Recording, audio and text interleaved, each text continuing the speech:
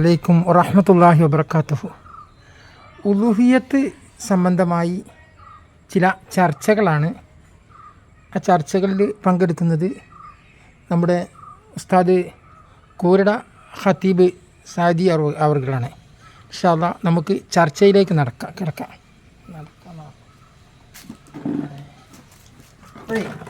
അസ്സലാമു അലൈക്കും. ഉലൂഹിയത്തിനെ സംബന്ധിച്ചാണ് ചോദിക്കാറുള്ളത്. ഉലൂഹിയത്ത് എന്തിനാണ് എന്ന് ചില ആളുകൾ ചിന്തിച്ചുകൂടാ എന്നില്ല.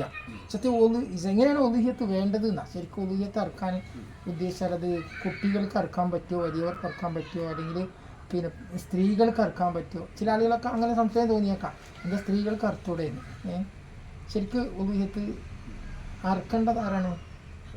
അസ്സലാമു അലൈക്കും വറഹ്മത്തുള്ളാഹി വബറകാതുഹു. ബിസ്മില്ലാഹി വൽഹംദുലില്ലാഹി വസ്സലാത്തു വസ്സലാമു അലാ റസൂലില്ലാഹി വഅലാ ആലിഹി വസഹ്ബിഹി അജ്മഈൻ. അമ്മാ ബഅദ്. ബിസ്മില്ലാഹി വബില്ലാഹി തൗഫീഖ് റസൂലില്ലാഹി സ്വല്ലല്ലാഹു അലൈഹി വസല്ലം.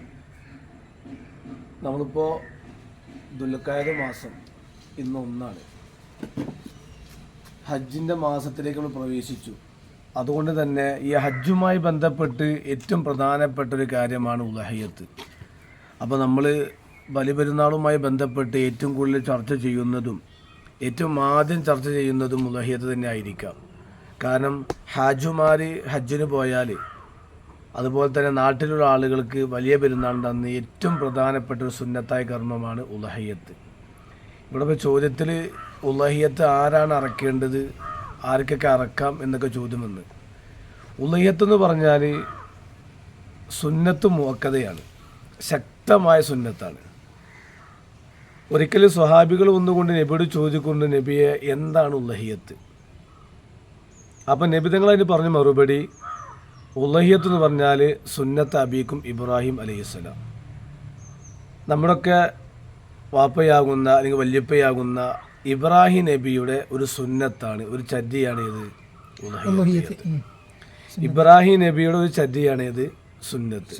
സ്വാഭാവികമായിട്ട് നബി തങ്ങൾ അത് പറഞ്ഞപ്പോൾ സ്വഹാബികൾ അടുത്ത ചോദ്യം മുഹമ്മദ്, നമ്മുടെ വാപ്പയുടെ ചര്യയാകുന്ന ഉളഹിയത്താണ് മനസ്സിലായി. പക്ഷെ ആ ഉളഹിയത്തും കൂടി ഞങ്ങൾക്ക് എന്താണ് കിട്ടാൻ പോകുന്നത്? ഇപ്പൊ ഞങ്ങൾ ഉളഹിയത്ത് അർത്താൽ അതുകൊണ്ട് ഞങ്ങൾക്ക് എന്ത് കിട്ടും? അപ്പൊ അഥവാ പ്രതിഫലം നമ്മളിപ്പോ ചോദിക്കുന്ന കാര്യങ്ങൾ തന്നെ, നമ്മൾ ഏത് കാര്യം ചെയ്യുമ്പോഴും അതുകൊണ്ട് നമുക്കെന്ത് കിട്ടുന്നു എന്ന് നമ്മൾ ചിന്തിക്കുമല്ലോ, ഉണ്ടാവുമല്ലോ. അത് നമുക്ക് കിട്ടുന്നത് അനുസരിച്ച് നമ്മൾ ചെയ്യുള്ളൂ. അപ്പൊ ഉളഹിയത്ത് കൊണ്ട് നമുക്ക് കിട്ടുന്ന ഗുണമെന്ത്? ഇവിടെ നാം മനസ്സിലാക്കേണ്ട കാര്യം, ഉളഹിയത്ത് കൊണ്ട് ഒരുപാട് ഗുണങ്ങളുണ്ട്. നമ്മൾ എന്നും കേട്ട് കേൾവി മാത്രമല്ല, നമ്മൾ കേൾക്കാത്ത ഒരുപാട് കാര്യങ്ങളുണ്ട് ഉളഹിയത്തുമായി ബന്ധപ്പെട്ട്. അതിലൊരു കാര്യം പറയാം. മഹാനാകുന്ന അലി റളിയല്ലാഹു അൻഹു റസൂലുള്ളാഹി സ്വല്ലല്ലാഹു അലൈഹി വസല്ലം തങ്ങളെ തൊട്ട് റിപ്പോർട്ട് ചെയ്യുന്ന ഒരു ഹദീസിൽ കാണാം, വമൻ ഖറജ മിനൽ ബൈത്തി ലിശാഇരിൽ ലഹായ. ഒരാൾ ഉളഹിയത്തിന്റെ മൃഗം വാങ്ങണമെന്ന നെയ്യത്തോടെ വീട്ടിൽ നിന്ന് പുറപ്പെട്ടാൽ, അഥവാ ചന്തയിലേക്കോ എവിടേക്കെങ്കിലും ഉളഹിയത്തിന്റെ മൃഗം വാങ്ങാൻ എന്ന ഉദ്ദേശത്തോടെ പുറപ്പെടലോട് കൂടെ തന്നെ ഒഫറല്ലാഹു ദുനൂബഹു, അള്ളാഹു അവന്റെ ദോഷങ്ങൾ പൊരുത്തപ്പെട്ടു കൊടുത്തു. മാത്രമല്ല മഹായ അന്നു അശറ സയ്യാത്തിൻ, ആ നിമിഷം തന്നെ അള്ളാഹു തആല വലിയതായ 10 ദോഷങ്ങൾ അള്ളാഹു തആല എന്ത് ചെയ്തു? വറഫഅലഹു അശറ ദറജാത്തിൻ, 10 ഗുണങ്ങൾ അള്ളാഹു തആല എന്ത് ചെയ്തു? കയറ്റി കൊടുത്തു. നമ്മൾ മനസ്സിലാക്കേണ്ടത്, ഉളഹിയത്തിന്റെ മൃഗം വാങ്ങാൻ വേണ്ടി പുറപ്പെട്ടാൽ തന്നെ വാങ്ങിയിട്ടുള്ളൂ. രണ്ടാമത്തൊരു കാര്യം അലി തങ്ങൾ തന്നെ പറഞ്ഞു, വമൻ തകല്ലമ, ഒരാൾ സംസാരിച്ചു. എന്ത്? ലഹായ, ഉളഹിയത്ത് മൃഗവുമായി ബന്ധപ്പെട്ട കാര്യങ്ങൾ സംസാരിച്ചു. ഇപ്പോൾ പള്ളികളിലേക്ക് ഉസ്താദുമാർ അല്ലെങ്കിൽ നമ്മുടെ കമ്മിറ്റിയിലൊക്കെ നാട്ടിലൊക്കെ ചർച്ച ചെയ്യും അല്ലെ ഉളഹിയത്തിന്. ആ ചർച്ച ചെയ്യലോടുകൂടെ തന്നെ, ആ സംസാരം കൊണ്ട് തന്നെ മുത്തു നബി സല്ലല്ലാഹു അലൈഹി വസല്ലം പറഞ്ഞു, വമ്മൽ കലാമു, ആ സംസാരം ഹാദിഹി തസ്ബീഹ്, ഒരു തസ്ബീഹിന്റെ സ്ഥാനത്താണ്. ഉളഹിയത്തുമായി ഇപ്പൊ നമ്മൾ സംസാരിക്കുന്ന ഉളഹിയത്താണ്. ഈ ഉളഹിയത്തിന്റെ സംസാരം പറയലും അത് കേൾക്കലും ഒരു തസ്ബീഹിന്റെ സ്ഥാനത്താണ്. തസ്ബീഹിന്റെ മാത്രം നമുക്കറിയാം, തസ്ബീഹ് സുബ്ഹാനല്ലാഹ്. ആ സുബ്ഹാനല്ലാഹ് തസ്ബീഹ് മാത്രമാണ് തംലഉ ബൈന സമാവാതി വൽ അർദ്, 7 ആകാശ ഭൂമികൾക്കിടയിൽ നിറക്കാൻ പറ്റുന്ന അത്രത്തോളം പവറാണ് ഇതിന്. തസ്ബീഹിന്. തസ്ബീഹിന്. അപ്പം അങ്ങനത്തെ ഒരു തസ്ബീഹ് ചെല്ലിയ കൂലിയാണ് ഉളിഹത്ത് സംസാരിച്ചാൽ. അത് വാങ്ങാൻ വേണ്ടി പുറപ്പെട്ടാലോ എല്ലാ ദോഷങ്ങളും എന്ത് ചെയ്ത് അത് പുറത്തു പോവുകയും ചെയ്യും. അപ്പം നമ്മൾ ചെയ്യേണ്ട കാര്യം ഉളുഹിയത്ത് എന്നുള്ളത് നമ്മുടെ വാപ്പയാകുന്ന വല്യപ്പയാകുന്ന ഇബ്രാഹിം ഇവിടെ ചര്യയാണ്. ഇവിടെ നാം നല്ല പോലെ മനസ്സിലാക്കേണ്ട കാര്യം നമ്മുടെ വാപ്പയോട് അല്ലെങ്കിൽ നമ്മുടെ വല്യപ്പയാകുന്ന ഇബ്രാഹിം നബിയോട് അള്ളാഹ് കൽപ്പിച്ചത് സ്വന്തം മകനെ അറുത്തു കൊടുക്കാനാണ്. ഒരിക്കൽ പോലും അതിനെ അദ്ദേഹം ചെയ്തില്ല, മറുത്ത് ചിന്തിച്ചില്ല. ചിന്തിച്ചു ഒന്നും ഒരാളോട് അഭിപ്രായം ചോദിച്ചില്ല. നമ്മൾ കാര്യം ഒരാളോട് പറഞ്ഞ് നമ്മൾ 100 ആൾക്കാരോട് എന്ത് ചെയ്യും, അഭിപ്രായം ചോദിക്കും, അല്ലെങ്കിൽ അതിന് ശരിയും തെറ്റും അന്വേഷിക്കും, അല്ലെങ്കിൽ വേണോ വേണ്ട നമ്മൾ ചിന്തിക്കും. ഇബ്രാഹിം നബിയോട് അള്ള മകനെ അറക്കണേ എന്ന് പറഞ്ഞപ്പോൾ വേറെ ഒന്നും ചിന്തിച്ചില്ല, മകനായിട്ട് പോയിട്ട് എന്ത് ചെയ്ത്.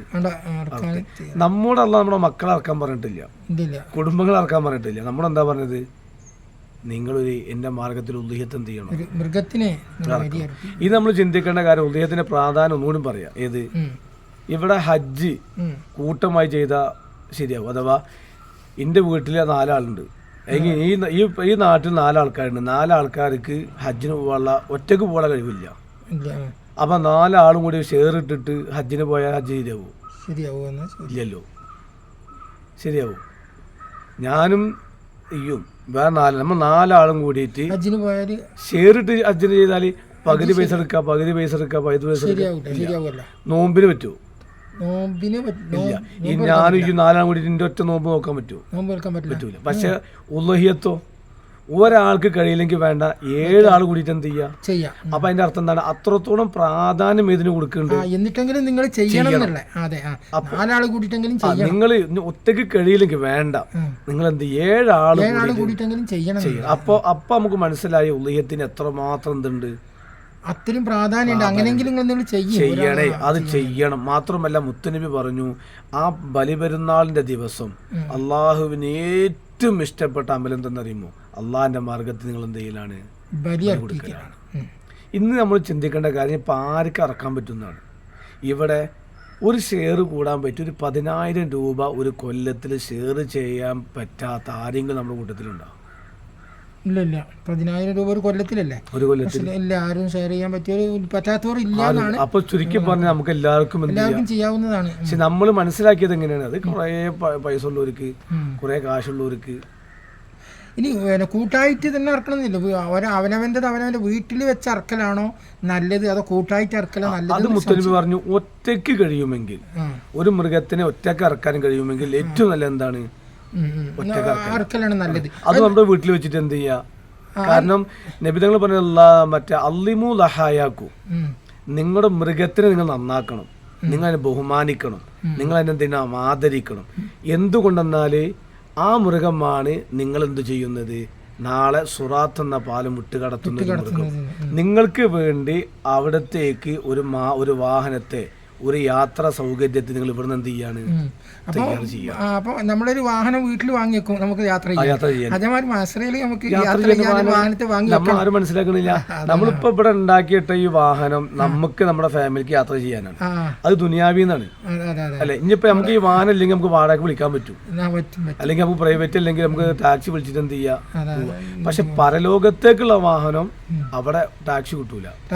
അവിടെ സ്വന്തം വാങ്ങിയിട്ടുണ്ടെങ്കിൽ തന്നെ കിട്ടുള്ളൂ. ആ വാഹനം ഇവിടുന്ന് വാങ്ങിക്കൊണ്ടു. ഇവിടെ ബെൻസ് വാങ്ങാനൊന്നും താല്പര്യക്കുറവില്ല, ഉള്ളത് മാറ്റി വാങ്ങാനൊക്കെ. അപ്പൊ അവിടത്തേക്കുള്ളൊരു വാഹനം ഇവിടെ നമ്മൾ ഇപ്പൊ തന്നെ എന്ത് ചെയ്യണം, അത് നമ്മൾ എന്ത് ചെയ്താൽ മതി, ഒരു ഷെയറെങ്കിലും നമ്മൾ എന്ത് ചെയ്താൽ മതി. അതിന് വലിയൊരു പോത്ത് വാങ്ങണമെന്നുണ്ടോ, അല്ലെങ്കിൽ ഒരു ചെറിയ ആട്ടിൻകുട്ടി വാങ്ങിയാൽ മതിയോ? മുത്തുനബി അള്ളാഹിന്റെ ഹബീബ റസൂലുള്ളാഹി സ്വല്ലല്ലാഹു അലൈഹി വസല്ലം ലഹ റസൂലുള്ളാഹി സ്വല്ലല്ലാഹു അലൈഹി വസല്ലം നബി തങ്ങൾ 2 ആടുകളെയാണ് എന്ത് ചെയ്തത്, അത് നബിയുടെ സ്വന്തം കൈകൾ കൊണ്ടാണ് എന്ത് ചെയ്ത്. ആ 2 ആടുകൾക്ക് 2 കൊമ്പുണ്ടായിരുന്ന ചരിത്രം എന്ത് ചെയ്യുന്നുണ്ട്, 2 കൊമ്പുള്ള 2 ആടുകളെയാണ് എന്ത് ചെയ്തത്. അപ്പൊ ഒറ്റക്ക് ഇറക്കാൻ കഴിയുമെങ്കിൽ ഒരാളർത്താൻ മതി. ഇനി അതല്ല, ഒരു പോത്തിനെ, ഒരു വലിയ മൃഗത്തിനെ ഇറക്കാനും കഴിയുന്നവൻ എന്ത് ചെയ്യണം. കാരണം മൃഗം എപ്പോഴും സുരക്ഷിതമായിരിക്കണം, അത് നല്ല ഉറപ്പുള്ളതായിരിക്കണം, നല്ലതായിരിക്കണം. നമുക്ക് പോകാനുള്ള യാത്രയാണ്, നമുക്ക് പോവാനുള്ള യാത്രകളും വാഹനമാണല്ലോ. അപ്പൊ നമ്മളത് കഴിയുന്നത് നന്നാക്കാൻ നമ്മൾ എന്ത് ചെയ്യും, നമ്മൾ നല്ല വാഹനം നോക്കിയിട്ട് വാങ്ങുള്ളൂ. അപ്പൊ നമ്മുടെ കഴിവിനനുസരിച്ച് നമ്മൾ വാങ്ങൂലല്ലോ. കാരണം നമുക്ക് നാളെ ഉപയോഗിക്കുന്ന വാഹനമാണത്. ഇനി ഇത് അറക്കല് വേറൊരാളെ കൂലിക്ക് ഏൽപ്പിച്ചാല് വേറെ പുറത്തുനിന്ന് ഒരാളെ ഏൽപ്പിച്ച അയാൾക്ക് കൂലി കൊടുക്കൽ നിർബന്ധമാണോ? കൂലി കൊടുക്കണം. കൂലി കൊടുക്കൽ ഞാൻ ചെയ്യേണ്ട ജോലി ഞാൻ ആളെ ഏൽപ്പിക്കാറ്. അപ്പൊ ഞാൻ എന്ത് ചെയ്യണം? ആ ചെയ്യുന്ന ആൾക്ക് എന്ത് ചെയ്യണം? നല്ല പ്രതിഫലം കൊടുക്കണം. പക്ഷെ ആ പ്രതിഫലം എന്ത് ചെയ്യാൻ പാടില്ല? ഇതിന്റെ സാധനം എന്ത് ചെയ്യാൻ പാടില്ല?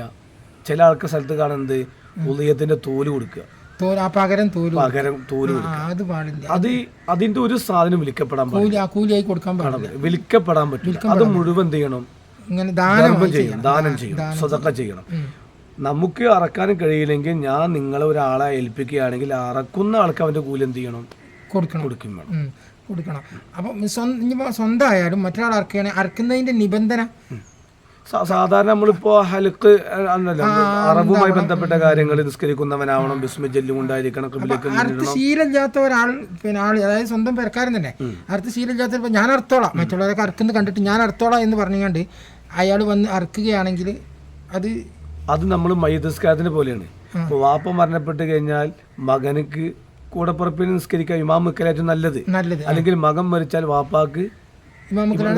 പക്ഷെ ആ മകൻ മരണപ്പെട്ട വാപ്പ മരണപ്പെട്ട മകനക്കോ നിസ്കാരവുമായി ബന്ധപ്പെട്ട അതിന്റെ നിയമങ്ങൾ അറിയില്ലെങ്കിലോ ആ നിസ്കാരം നമ്മൾ എന്ത് ചെയ്യരുത്? നഷ്ടപ്പെടുത്തരുത്. അറിയുന്ന ആൾക്ക് എന്ത് ചെയ്യണം? അപ്പൊ നമുക്ക് അറക്കലാണ് നല്ലതെങ്കിലും എനിക്ക് അറക്കാനും കഴിയില്ലെങ്കിൽ അതിന്റെ നിയമവിഷയങ്ങൾ അറിയില്ലെങ്കിൽ ഞാൻ എന്ത് ചെയ്യാൻ പാടില്ല?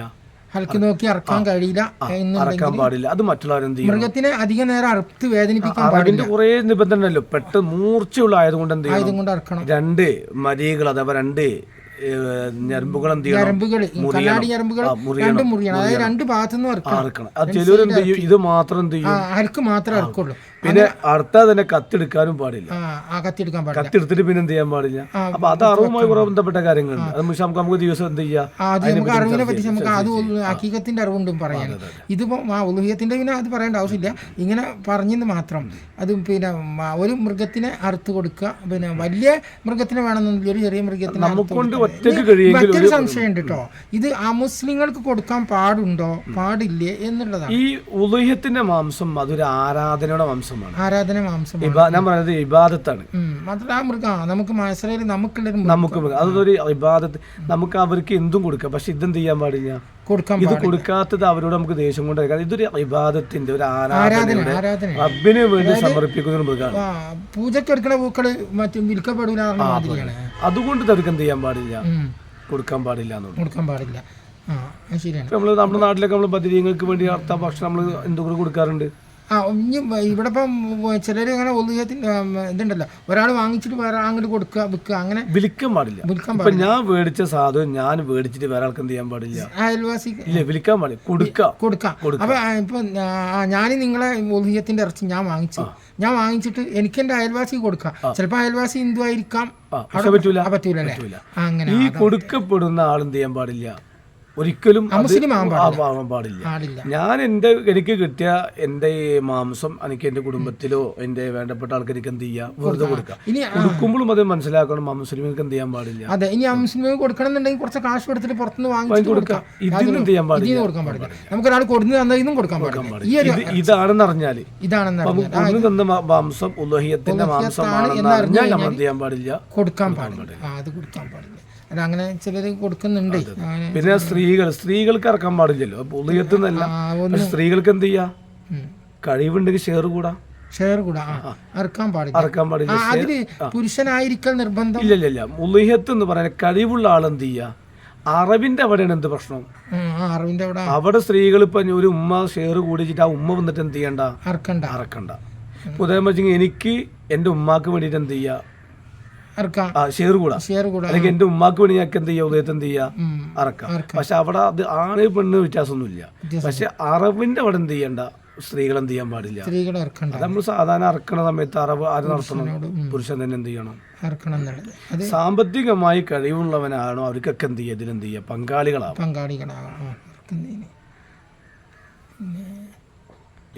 ഇനി ഉലുഹിയത്തുമായി ബന്ധപ്പെട്ട എന്തെങ്കിലും സംശയങ്ങളുണ്ടെങ്കിൽ നിങ്ങൾക്ക് കമൻറ്റ് ബോക്സിലൂടെ ചോദിക്കാം, പിന്നെ വിളിച്ച് ചോദിക്കുകയൊക്കെ ചെയ്യാം.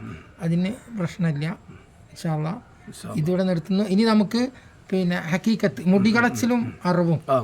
അത് ചില ആളുകൾക്കൊരു സംശയമുണ്ട്, എന്തിനാ ഇപ്പോൾ മുടികളച്ചിൻ്റെ അർത്ഥം കൊടുക്കുന്നത്? അത് കുറച്ച് കാര്യങ്ങൾ പറയണം. കാരണം അവിടെ ക്രമമുണ്ട്, തെർത്തീബുണ്ട്. ആദ്യം എന്ത്, പിന്നെന്ത്. കാരണം നമ്മൾ പേര് വിളിക്കലും മുടി കളയലും അറക്കലാണ് അന്നത്തെ പ്രധാനം. 7-ന്റെ അന്ന് അത് 7-ന്റെ അന്നാ ചെയ്യേണ്ടത്. പ്രസവിച്ച് 7-ന്റെ അന്ന് മുടി കളയണം, പേര് വിളിക്കണം, അറക്കണം. അത് ആദ്യം എന്ത് ചെയ്യണം? ചില സ്ഥലത്ത് നമ്മൾ പോയാൽ കാണാം, അവിടെ കത്തി വെക്കുമ്പോൾ ഇവിടെ മുടിമെന്ത് ചെയ്യണം, അങ്ങനെയൊക്കെ ഉണ്ട്. അങ്ങനൊന്നുമില്ല. നമ്മളതിന്റെ നിയമങ്ങൾ ഇൻഷാ അല്ലാഹ് ആ വിഷയത്തെ നമുക്ക് ആ വിഷയത്തെ കുറിച്ച് ഇൻഷാ അല്ലാഹ് അടുത്ത ഒരു എപ്പിസോഡ്